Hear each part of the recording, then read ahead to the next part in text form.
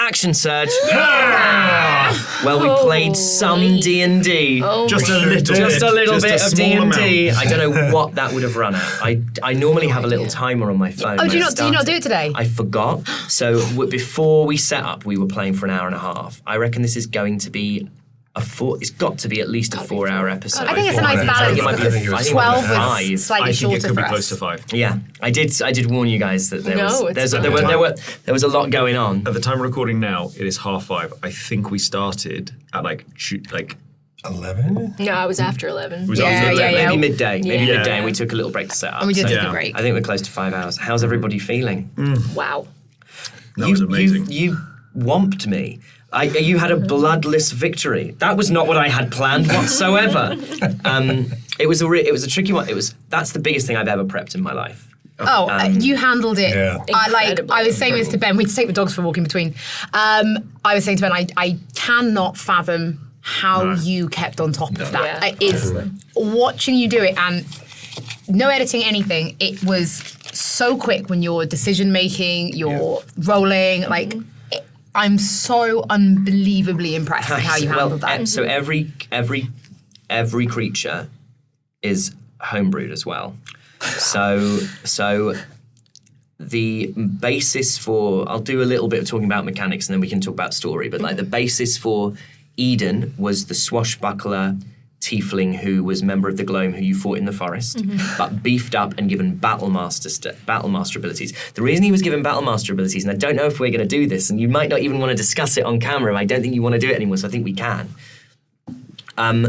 Holly's obviously a brand new player, and she's taken Champion Fighter, which is the most straightforward of the fighter subclasses. And I said, if at any point you get a little bit frustrated with the sort of lack of flexibility a little bit of that type, would you consider a Battlemaster? Have a little look at Battlemaster. So I gave Eden Battlemaster feats ages ago so that you could, if you wanted thematically, to sort of be inspired by him. Now, this was before we'd had access to the 2024 Player's Handbook, and in fact what you've decided to do is take the weapon mastery abilities from the 2024 Player's Handbook, and that was really cool because it still means that this character that I built ages ago, who I wanted you to maybe learn some mechanics from, I don't think you are going to become a battle master. I mean, you could, but you still learn feats and mechanics. Yeah, I still had a moment and that Yeah, worked perfectly because, like you said, I think in the episode it comes out the day the new Player's Handbook launches, and obviously we've messed around with it a little bit, and for me, it's just done incredible things for Fighter. The 2024 Fighter is a completely different class in the best way possible. I've never been particularly interested in playing a fighter. I now would love to play a fighter. It feels good. You feel way less scared to get in and do something. Yeah. The fear of failure is not as high. Yes. And it just makes it like you're way more willing to be up front. So Eden was a swashbuckler. Essentially, the 3 Gloam that you fought? That's Eden, Kylen, and Kellen. It's an archer, a berserker, and a swashbuckler. And then Torian is adapted from a priest. Now, they're the basics, but then I changed HP, I changed armor class, I gave them extra things that they could do. And Dutti had mechanics and HP and an AC. So what Dutti could do, although Kellen never got in there, is Dutti would snarl and bite and impose disadvantage on 1 melee attack made against Kellen per round, but he never needed to do it. And then the Gloam are adapted cult fanatics, but they've got more HP, and they have this thing from Mordekainen's from Tasha's, I think. I can't remember which book it was, but essentially they updated kind of NPC spellcasters to, rather than constantly using spell slots, just have like the equivalent of a cantrip that they can keep doing. So it's like Arcane Burst. So I stole that and put that on them. And then Morgan was obviously the one that took the most work. So Morgan has aspects of fighter because he has second wind. He has aspects of, he's based on a blackguard from the Monster Manual, who I think is like challenge rating 8 or 9.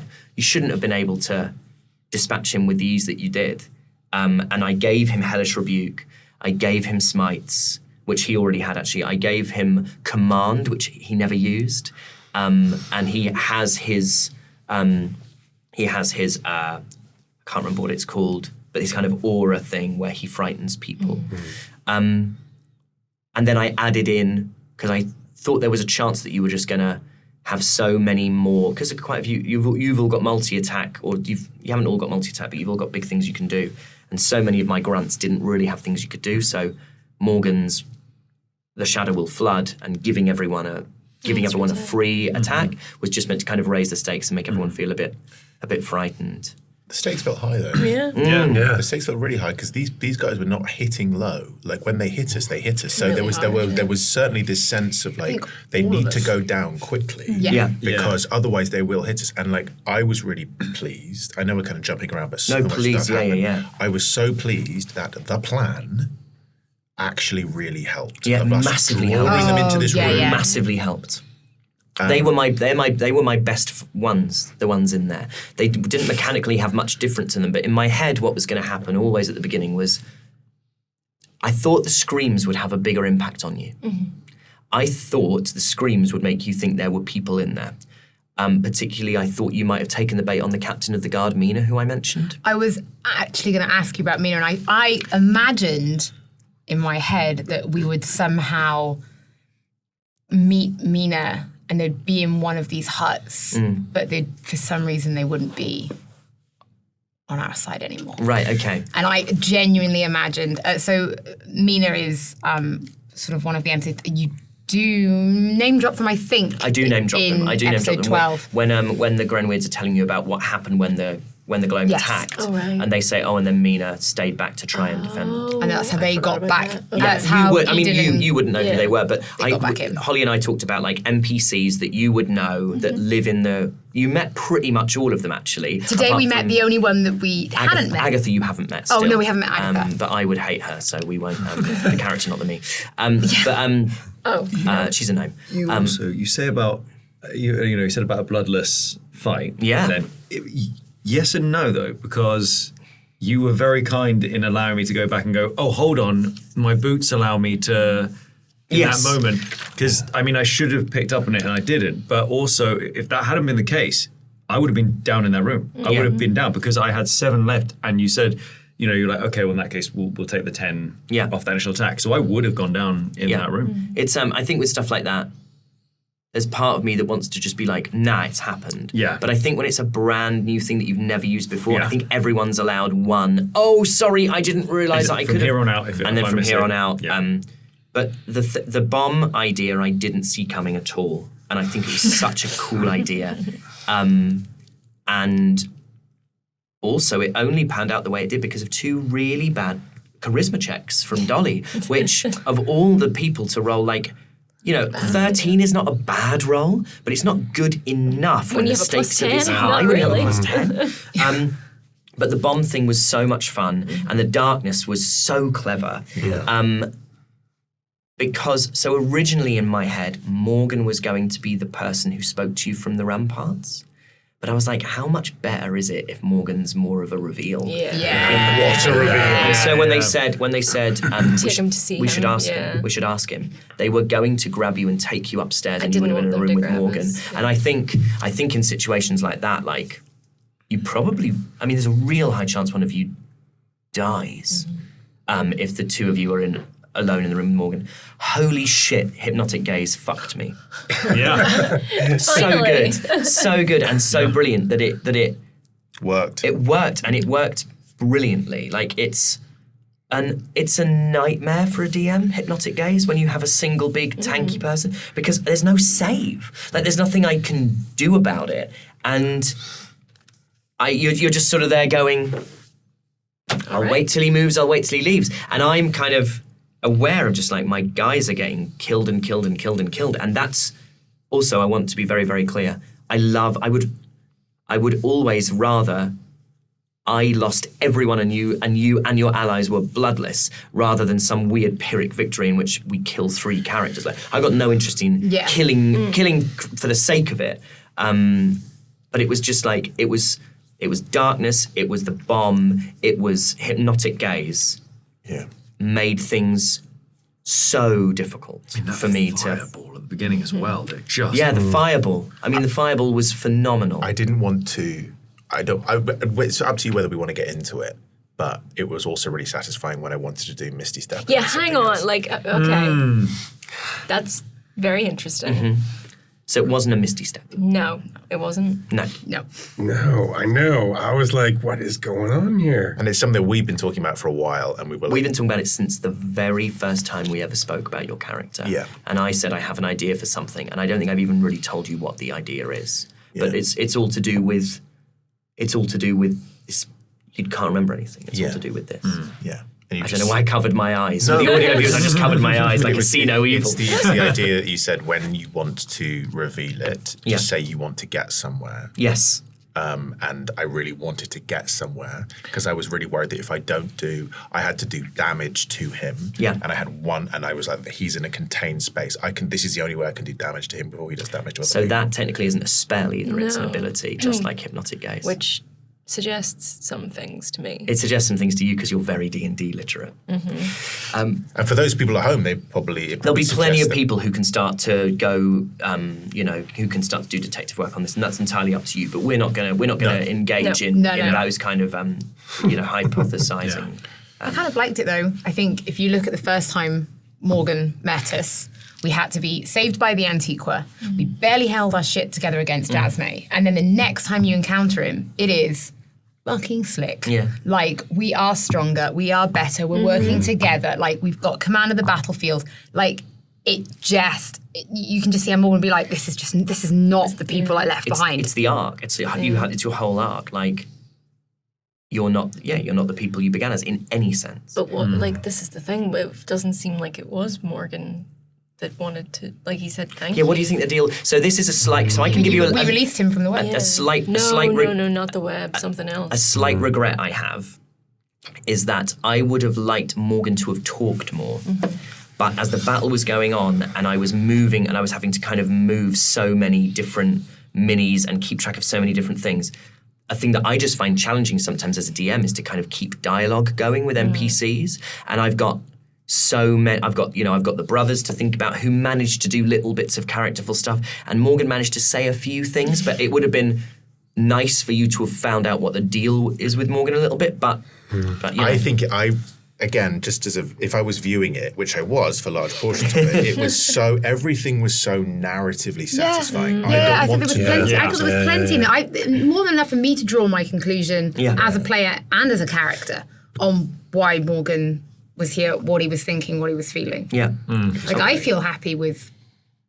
Because also there's that, it's like we wanted him dead because he was going to kill us, but then that sense of kind of melancholy as he's there was gone. something wrong and about it's it. like, oh no. It's pity I felt. Yeah, but there's pitiful. It was like clearly like we were strong enough to be like, forget the web, like we'll have a crack at this. And I feel like he just fell deeper and deeper and deeper into it. And it's like, well, I don't think that's what it was.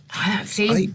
I need to ask you something, because what I wanted to try before Dolly went down was I wanted to see if I could see into his mind. This isn't technically what it says, but I thought for Mind flavour, spike. To do a flavoured mind spike. I wanted to do a flavoured mind spike, which was if on a successful roll, I'd be able to see what was up with him inside his that's head. really fun. That's really fun.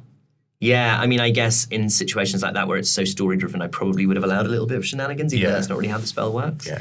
So instead of foregoing where he is, it would be something else that I'm able to see inside of him. It might have even made you get rid of the damage, and I would have just had you sort of do a read thoughts on him, like mind spike kind of working like that. But also you set precedents for things, and you're like, ooh, I don't know if I want you to be able to just have clairvoyance at any point. That's true. But we had, at the beginning of the battle, it really did feel, what I was really pleased about and what I thought worked really well is like the brothers fighting together, and that feeling of like, Eden's really good. And you can see why Eden is the leader, and you can see why Eden trained you. And for him to go down. And then he went down. I can't remember how he was brought back up. Dolly brought him back up. I literally I was going to bring it back up with the cards. I know you were. Because I could see you looking at me. You'll 100% be able to watch back at the ep and be like, ooh, I thought they were going to bring him up for the cards. I would have let you, each other. but you know. Yeah, you have to do what you did exactly the right thing, because if I'd wanted to signal to you, he has the chance to do so. To say that I'm going to do it, which is usually like, don't worry, the cards are here, I'm making some noise about it. Yeah. I was only going to use the cards on the third, so it just depending on how it went. What did he roll? He rolled a 9. He rolled a fail on his first save. But we talked. I did say to you before the session, I want you to know your brothers are going to roll death saves. Yeah. Because I just felt like the right way to handle it with such significant characters. You now had quite a few NPCs who roll death saves. It's not something that will happen very often. But especially after so long away from your family, to have them back, to me it just feels like story appropriate that you have these moments in which you can save them. You can't keep adding heavy to heavy, I Yeah. feel. So like, let's say Eden went down, and that's it. Yeah, he's gone. Absolutely gone. There is no victory at the end of this fight for someone like Endelian at that point. Yeah. That's horrible. And then you have, well, now you're a fugitive as well. Like, Yeah. in fact, everything you thought you might have had back is now completely, that's heavy on heavy. And there's no... Is there a brother who could have died that would have had less of an like Eden's the worst one to die, right? Yeah. Callan died. Kellen died, I think you would have got over it. I'd argue not as close to Torian either. Yeah, no, I never felt like she was as close to Torian. And it is because if Torian was getting close. Yeah, Torian was on 2 HP at one point. Yeah. No, was that when And that Kel was when healed? Kel, yeah, that was when Kel I came and think healed him. if Eden trained Endelian or Elowen, and then obviously you've got Kaelin and Eden they're always joined at the hip. And Was it Kaelin? I've been calling him Kylan this entire time. No, sorry, I'm probably wrong. Thank God. And then arguably, but he is not here, is Darwin, is because they're the closest in age. Yeah. Yeah. But Yeah. he's not, so that's irrelevant. But it's the ones that physically fight are the ones that grew up physically fighting with each other. Right.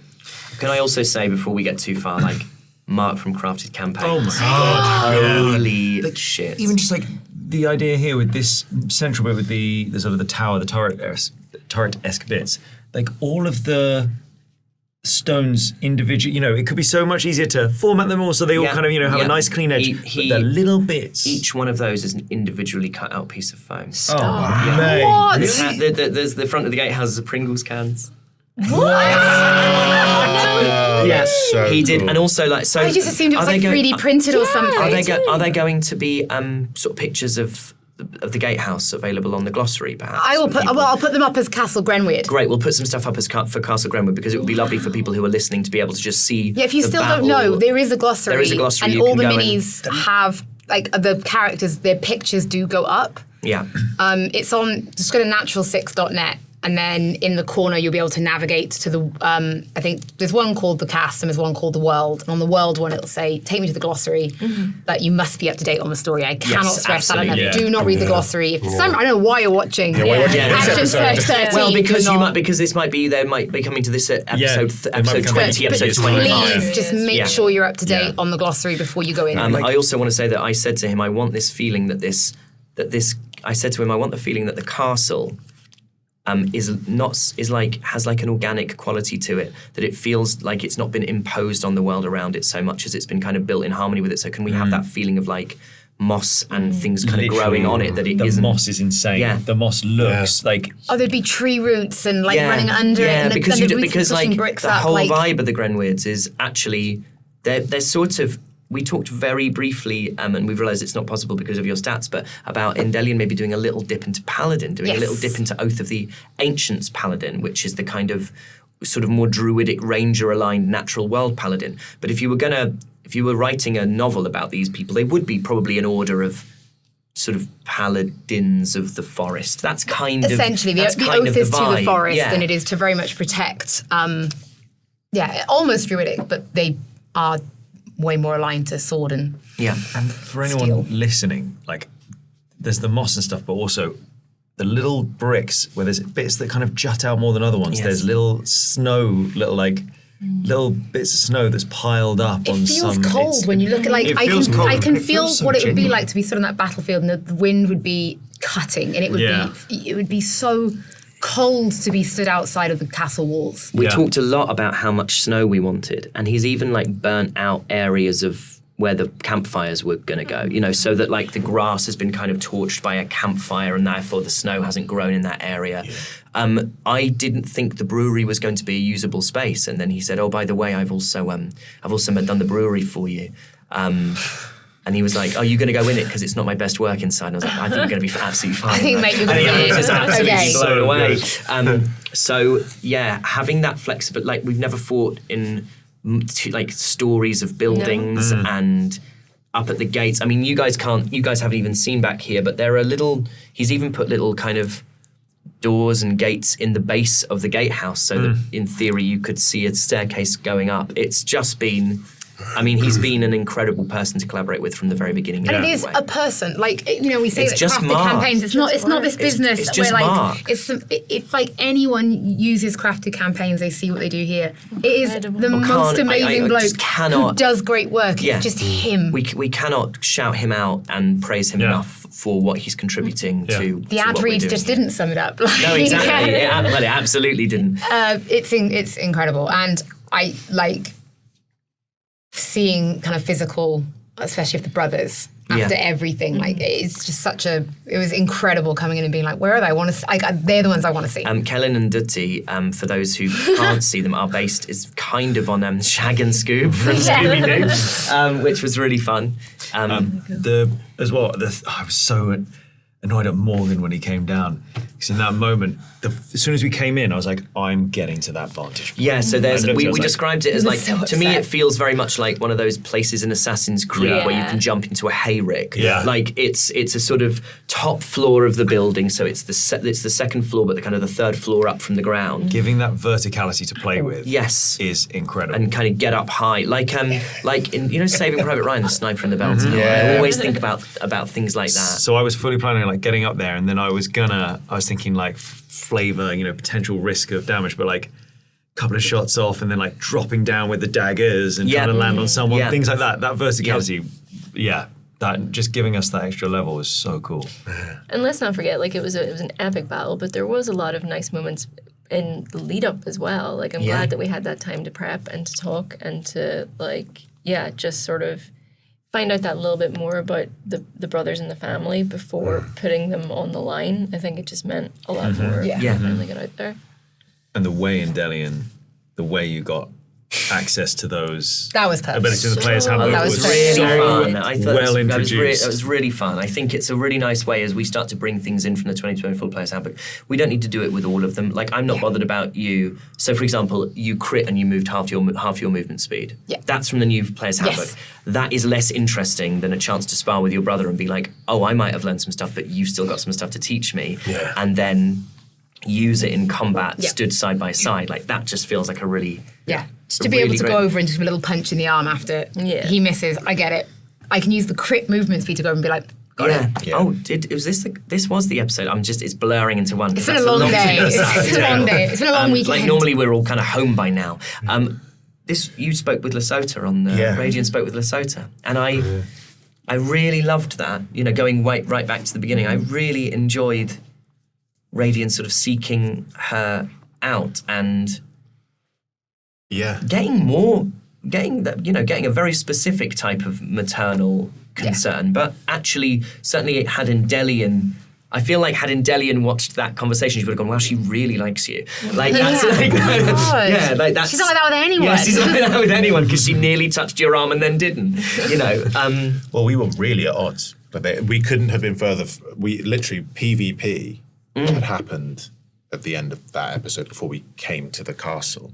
So I really love the arc of the castle, getting to a point. I have to applaud the two of you for that as well, because I think PvP is briefly fun, and if it's ever extended, it's really uncomfortable around a table, and it's a bit disconcerting, and unless that's absolutely the expectations that have been set, it can be quite frightening for a DM and for players, being like, oh, I don't want to have to deal with conflict all the time. And so the fact that, we talked way back in like Ep 6, we talked about the accelerated nature of character growth. Yeah. And it was just like the perfect version of it. Yes, we've only been in Castle Grenweird for 2 episodes, technically 3 if you want to count the tunnels as part of the castle, but that was enough time for these 2 people to go, to get to share a nickname and to come to a place of like respect and appreciation for each other. It's not to say they're always going to align on absolutely everything. Yeah.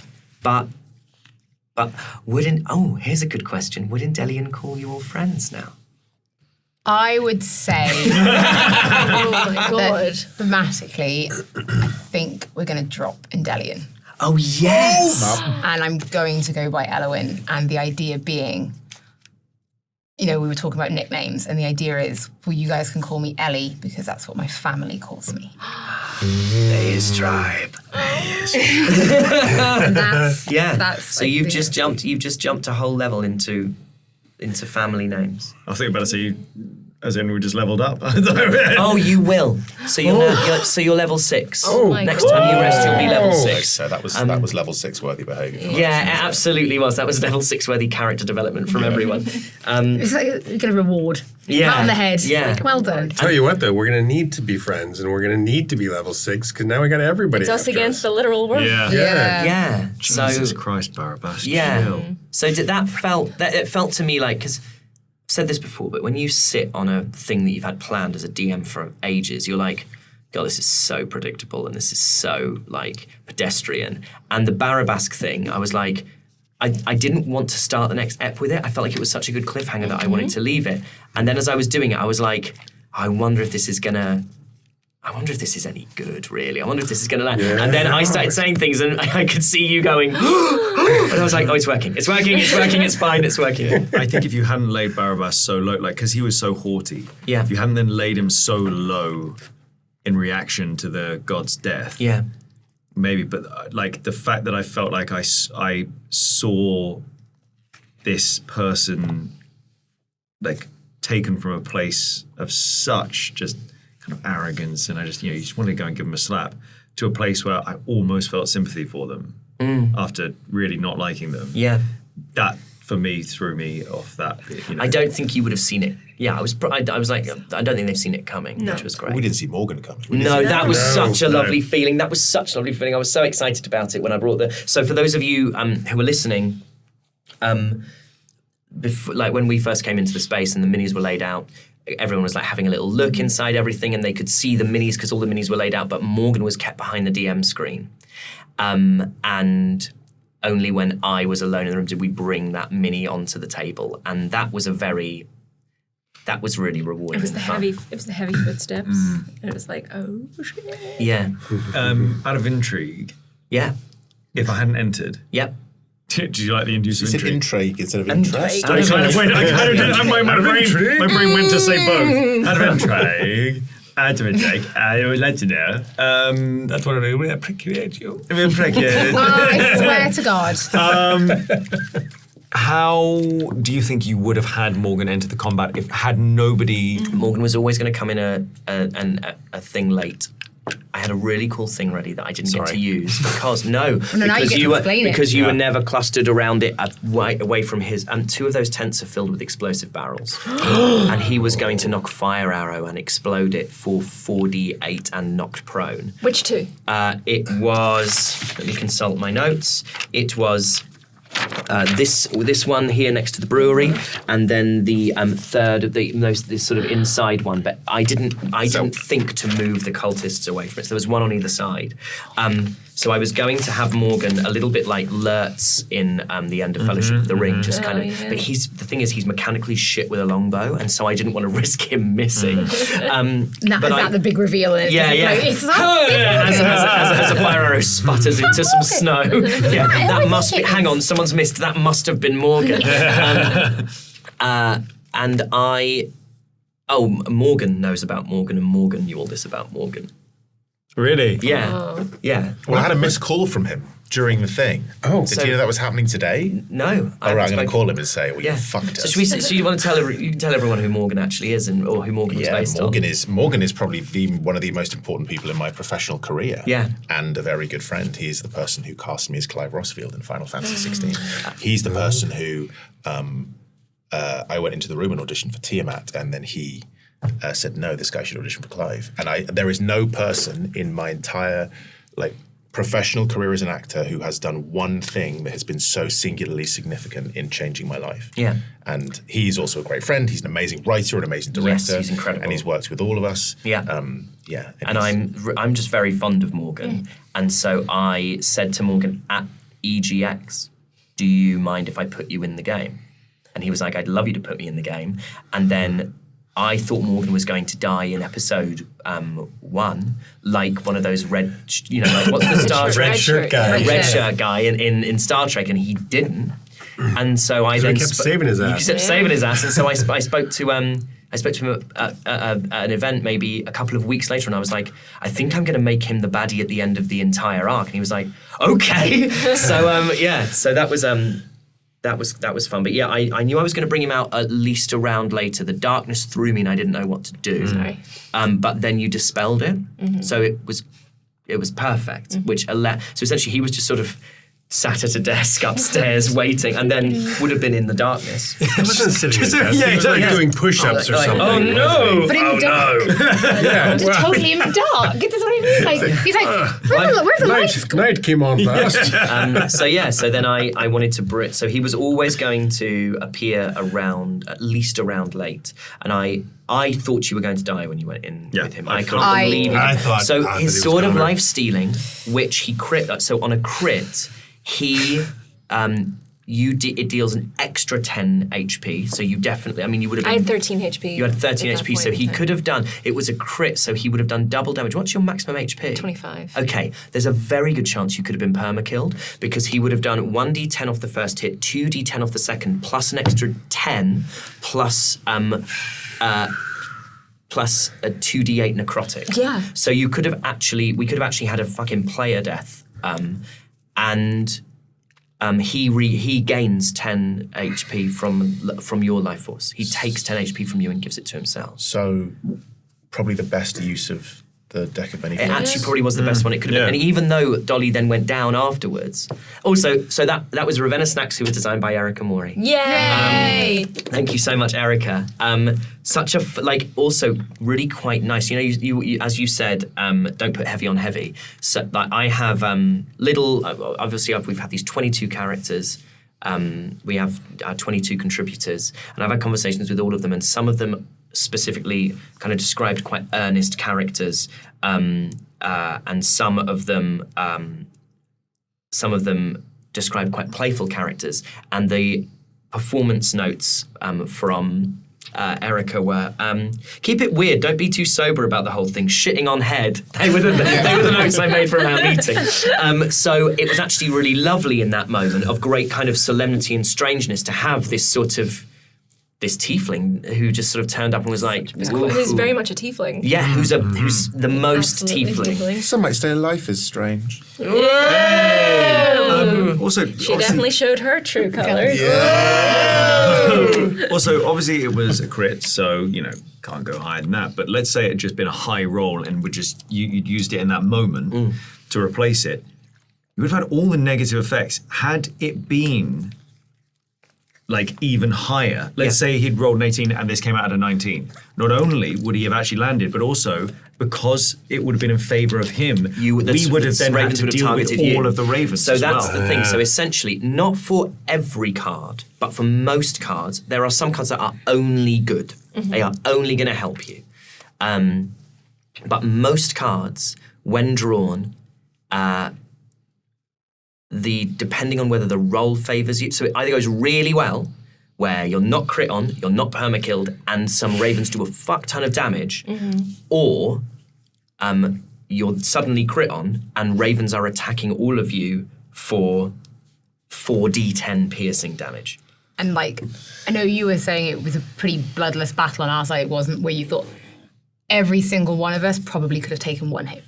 And we would have gone down. I think other than Kel, I still had a good amount of hit points. of course, did you behind a You're hinge? behind the dude. I know. There was a plan there. I would like. Well, what was- Tell us your plan. Tell us your plan. Do you know what I'm learning about Druid, my Druid, anyways, is that I need that little bit of time going into battle to buff up, to be really powerful, to really do the damage.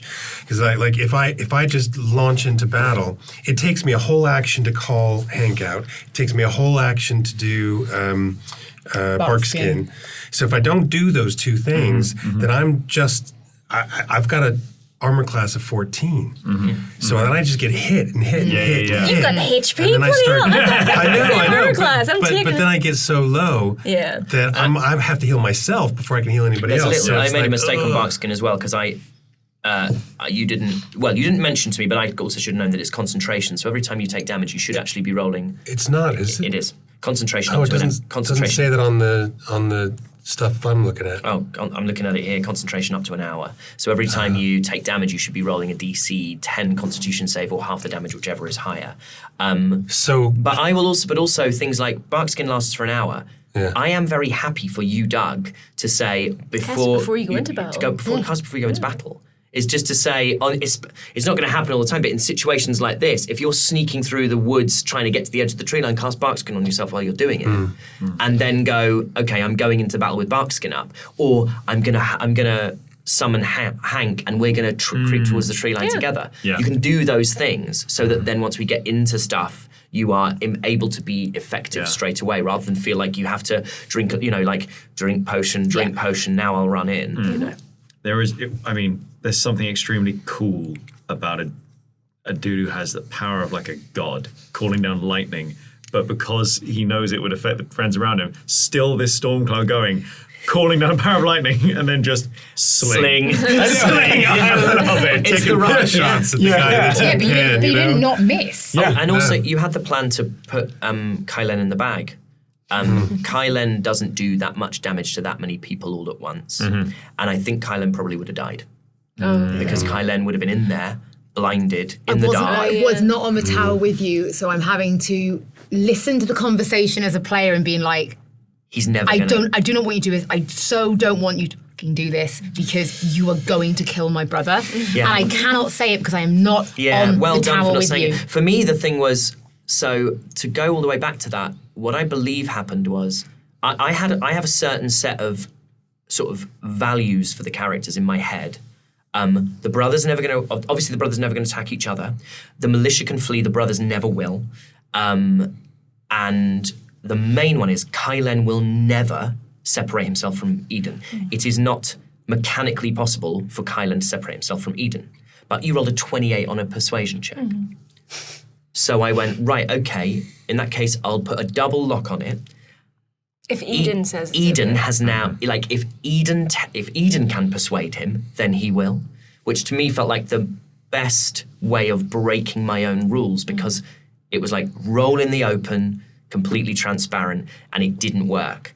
But the bomb was better than anything you could have done. I think with a tanky build. Because it was only because there was just the two of us. I had time to grab Raiden, and we were right by the door anyway. If you'd introduced a third person, You couldn't have got. Oh, it was a great come with me if you want to live moment. And you just grabbed his hand and ran. Like, we're going, And then guys. shouting at I to just blow the thing. And look, everything worked. You being the lookout, us just like throwing thing. We gathered everyone in that room. classic D&D moment of making a really cool moment out of a fuck up. Yeah. Like, essentially, because we failed, like, these, like, we had no idea what we were going to say walking in there. Like, Alex, you've said to me before, like, how much you love the idea of one day doing like a heist or a bank vault thing. And so in my head, what I'm trying to drip feed into combats for you are moments that I think feel cinematically like a vault and a bank. And so obviously the jailhouse was one. And then actually, for me, that moment feels so much like a vault. Like, throw the suitcase on the floor and everyone dive under the tables. Like, it just, it kind of hopefully has that kind of flavour. But I liked as well you didn't split the brothers. There was something, again, having the entire Grenweird family behind that door. coming out together. And coming out to get you, rather than having two of them or one of them with you. It just felt right that they would be together, coming out of their own front doors. They nailed it. Yeah. Like, they did well. I mean, Yeah, they did. that Like Eden is a fucking beast, actually. Yeah. But then he should be, like, He should be. Because also, they don't have very much HP. The frustrating thing is, I've been amending. I can tell you exactly what they've all got. So Eden only has 35 HP, and he has an AC of 14. So I am above him on both of them. Yeah, because he hasn't grown in the way that you've grown, and also it's not fun. Kylen, I snookered myself on. So Kylen is a berserker with 67 HP, but because of that specific challenge that he did, where he puts, you put your hand in, how much can you give, how much can you sacrifice?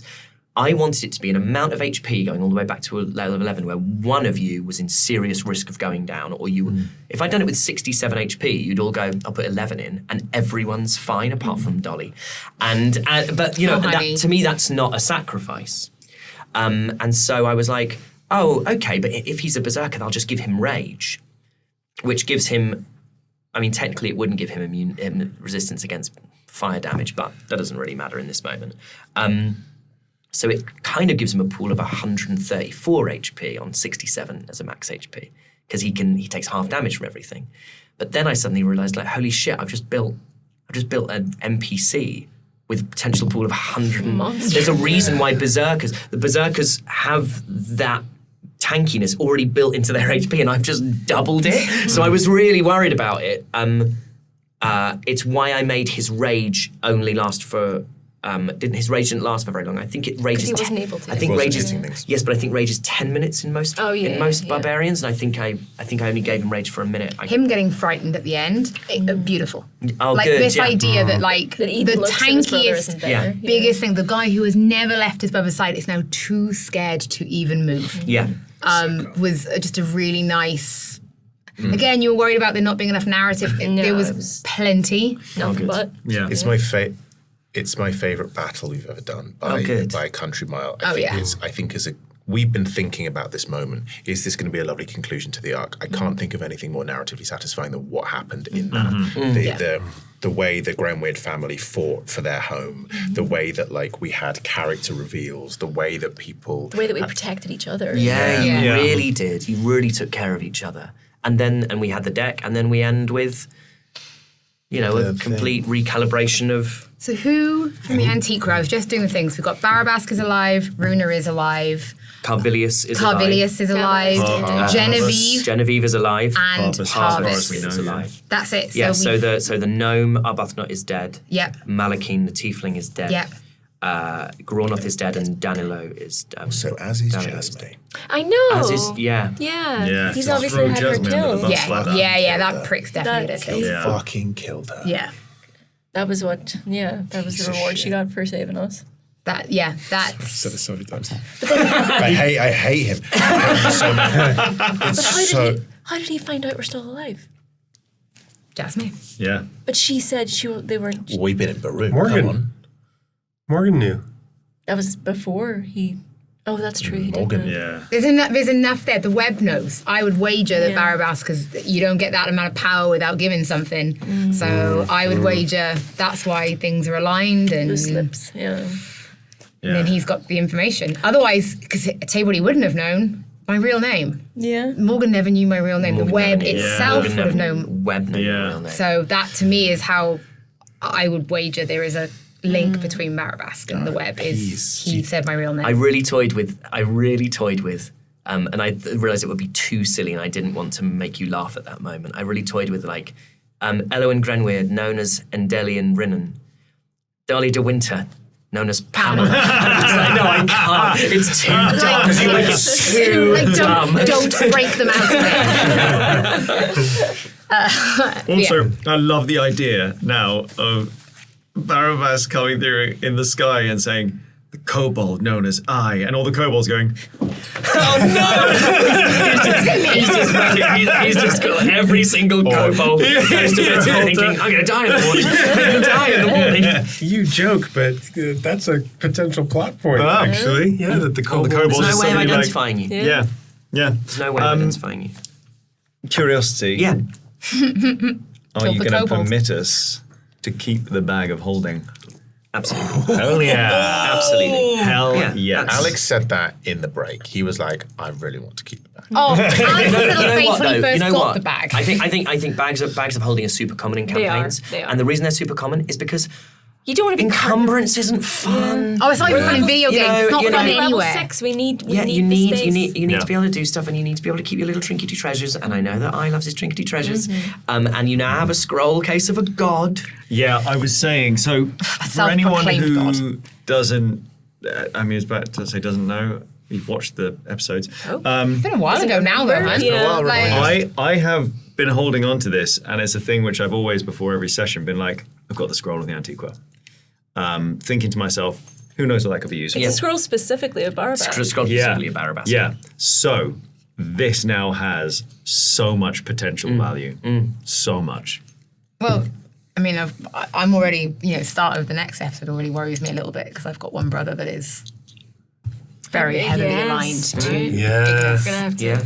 Yeah. I mean, I'd hope they've seen what we've done for them, and Yeah, because I Probably mean, think I haven't been out slaughtering gods. because Barabbas specifically, and I think doesn't he mention about like kind of he kind of refers vaguely to the Gloam and what they're doing, and He says, we can only assume that the attacks that now mar our land are part of a wider plot and that these traitorous assassins are their leaders. yeah. So I think the immediate thing is we can turn around and go, well, obviously Not. We just killed them all. Yeah. You Yeah. have so much stuff to show them. Yeah. tell them I don't and think. explain to I don't think it'll be. I don't think it'll be as easy to convince anyone else, but yeah. Yeah. Yeah, it's fun. The God Killers. Yeah. Oh my God. We've got two names The now. newly dead, the The God newly Killers. dead and the God Yeah. Killers. Which I think It's got to be the name of the episode. yeah, because also I right? don't think it reveals. It doesn't reveal anything. One of the gods are dead. No. Yeah. It's the gods are alive. The gods are real. The gods are dead. real. The gods are dead. The God god killers. killers. Yeah. So the first episode, episode 1 is called "The Gods Are Real," and this one will be Yeah, God Killers. The god killers. I also every now and then I really mess up because I'm not hugely like game literate and I'm not like hugely fantasy literate. I like I read and I enjoy things, but I'm not by any stretch like I don't have an encyclopedic knowledge. And every now and then I'll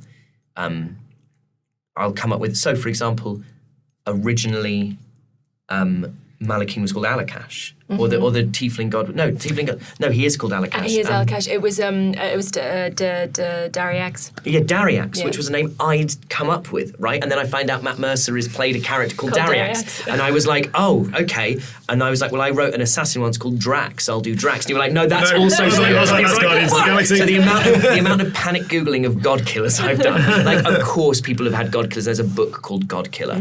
But I was like, you know what? God Slayer doesn't sound as good. God Killer. Because like Yeah. God Killers sounds kind of Strong. God Butcher's been taken. God God Butcher. Butcher's been taken. That's Gore, the God Gore. Butcher from There we Marvel. go. Do you know what I mean? Like you're Yeah. just, fine.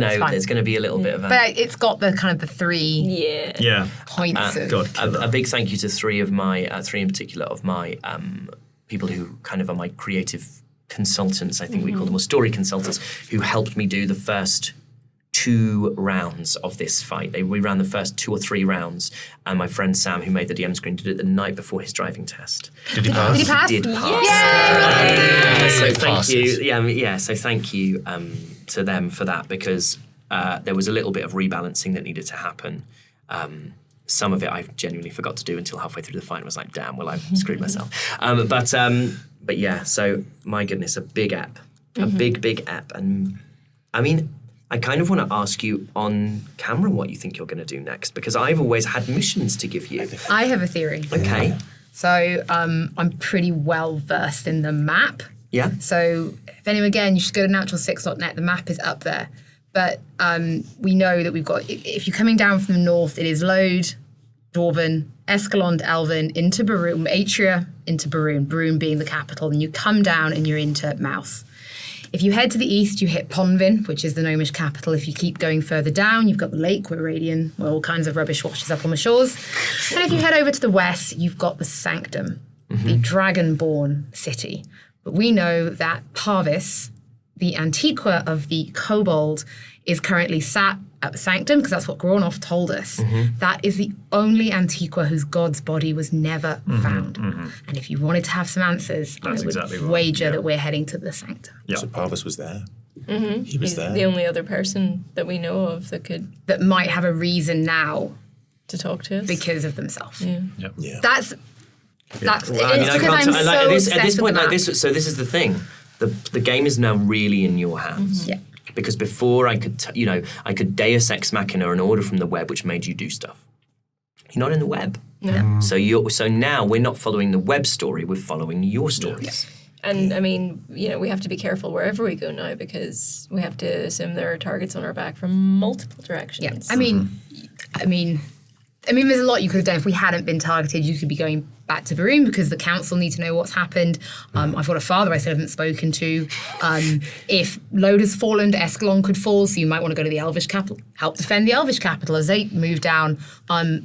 Ponvin would be great if you wanted to try and find out what happened to your tribe. Go to the gnomes themselves. And then we haven't even got to the other Antiqua that might help us. Genevieve.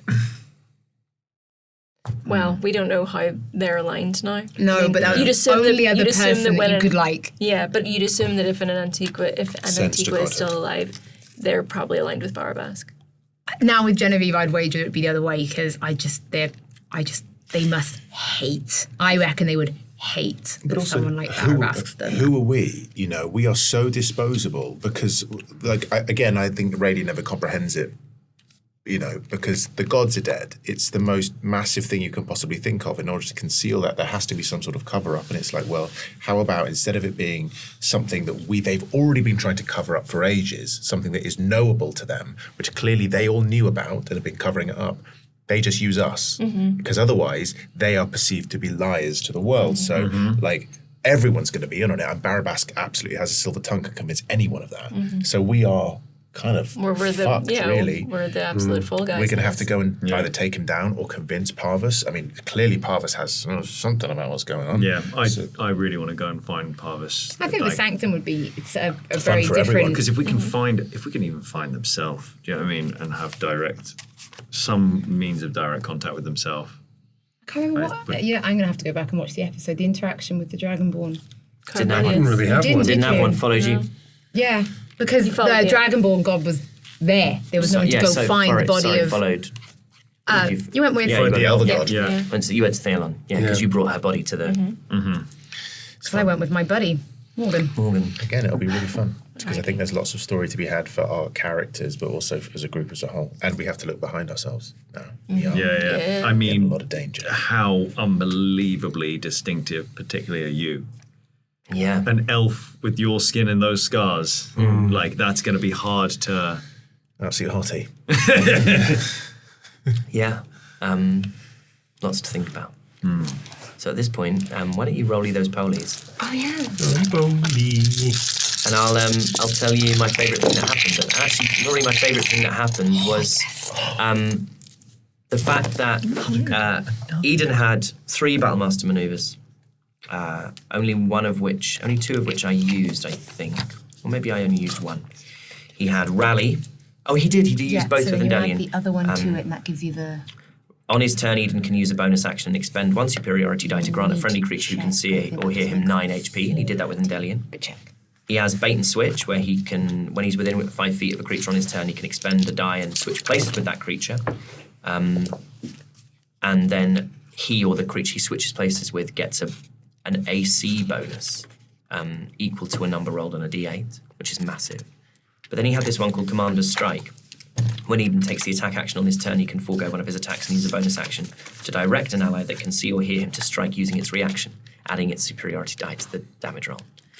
And I just think the fact that it came up that Morgan was on like 9 HP. And I did wonder what he was on. And it's Eden's turn.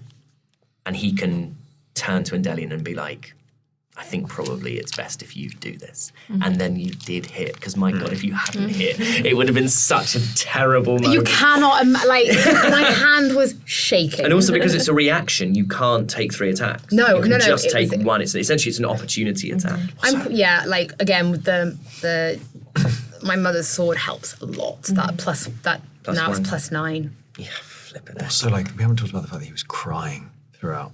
The fact that he was crying. And also the blood now. They have black blood. One of my things that next time I'm going to... That's why I think it's nothing to do with the web. Why he was crying.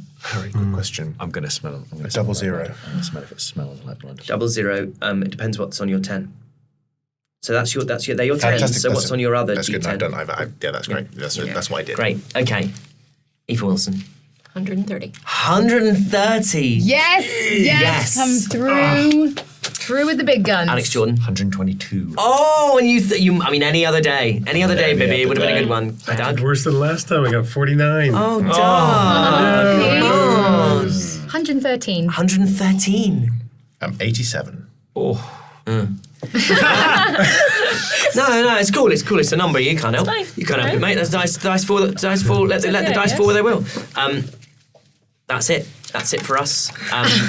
Were this a show where we had a big old break and we took in between seasons, we'd have a big old break. But in fact, we have the smallest break we've ever had. Yep. It's a Sunday. We're back on Monday. I've got to try and write another. Not tomorrow, by the way. Oh yeah, no, No, sorry. like We're back. We're back. week We're Monday. back a week Monday. We've got to do Gamescom in between. Yeah. So we will see you very soon for more adventures in the world of Reliquiae.